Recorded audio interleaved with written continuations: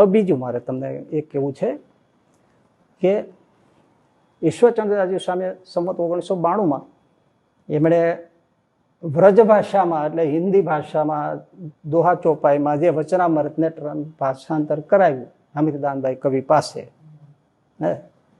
એ આ પ્રત બાપાશ્રી નામે ઊભી કરેલી ઈશ્વરચંદ્રદાસજીએ જે વચનામૃતની પ્રત છે એનું જ ભાષાંતર છે, જે ગાલમેલ વાળું છે એ જ. અને એ બ્રહ્માનંદ સ્વામીના નામે, એ બ્રહ્માનંદ સ્વામી ધામમાં કે પછી 104 વર્ષ પછી કે બ્રહ્માનંદ સ્વામી બનાવ્યું છે. અને એ હેતુથી કે આ પ્રમાણ આપી શકે કે જો આ બ્રહ્માનંદ સ્વામી કહી ગયા છે, અમારી અસલ પ્રત તો આ જ છે.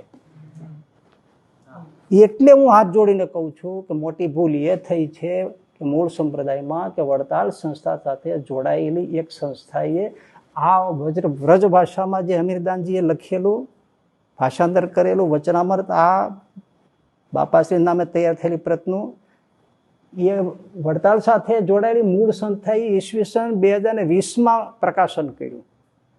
એ પ્રત મારી પાસે છે, એ કોપી મારી પાસે છે.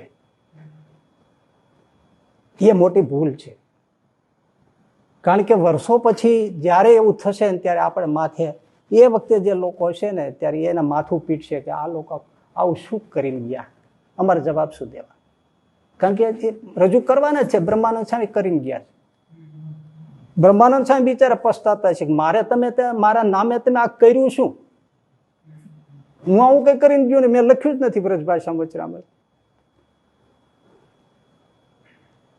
આ મોટી ભૂલ થઈ મૂળ સંસ્થા સાથે વડતાલ સાથે જોડાયેલી સંસ્થાથી. એટલે હું તેમને પગે લાગીને વિનંતી કરીને હાથે પગે લાગી માનસિક દંડવત કરીને કહું છું કે આ વચનામૃત તમે વ્રજ ભાષાનું છાપ્યું 2020માં ઈસવીસન 2020માં તે પરત પાછી ખેંચી લેવી જોઈએ અને જે હોય વેચવી ન જોઈએ. કારણ કે સમય જતા જ્યારે માથે ઠોકાશે ને સિદ્ધાંત બાબતે મૂળ સંપ્રદાયને ત્યારે બહુ કષ્ટ પડશે અને ત્યારે શ્રીજી મહારાજના સિદ્ધાંતનો દ્રોહ થશે અને એનું પાપ પ્રકાશિત કરનારાને લાગે. માટે સમજી જાઓ, શ્રીજી મહારાજના સિદ્ધાંત બચાવવા માટે પાછા વળી જાઓ, આ પ્રત ખેંચી જાઓ. એ મોટી શ્રીજી મહારાજની સેવા ગણાશે.